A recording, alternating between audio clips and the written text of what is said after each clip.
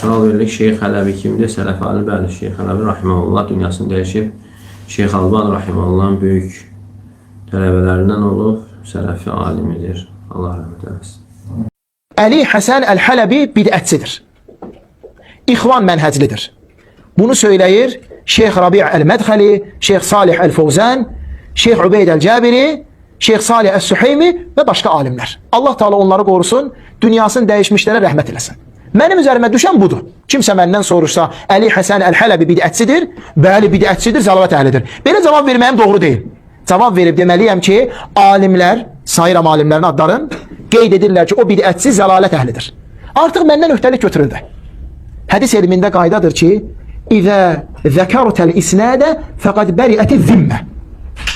Əgər sən sənədi zikr edib qeyd etdinsə, artıq səndən öhdəlik götürüldü. Kimsə etiraz eləsə, səni eləyə bilməz axı. Əgər mən desəm ki, Əli Həsən Əl-Hələbi bidətçidir, o kimin yaxasından yapışacaq? Mənim yaxamdan, düzmü? Amma mən desəm ki, Şeyx Salih Əl-Fovzən, Şeyx Rabi' Əl-Mədxəli, Şeyx Salih Əs-Süheymi alimlər qeyd edirlər ki, Əli Həsən Əl-Hələbi bidətçidir, artıq o kimin yaxasından yapışmalıdır? Alimlərin yaxasından, onların yaxasından yapışa bilməz axı. Alimlərlə kim söz güləşdirə bilər? Ancaq bidət və hava əhli bunu eləyə bilər.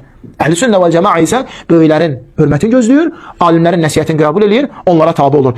Əhl-i sünnə vəl cəmaətin imamı Allah Resulü sallallahu aleyhi və səlləm buyurur ki, kim alimləri saymayıb, onlara hörmət qoymazsa, artıq o bizdən deyil. Kim alimlər ilə höcətləşmək üçün elm öyrənərsə, o şəxs cənnətin ətrini belə duya bilməz, o cənnətin ətri ki, filan il məsafədən gəlir.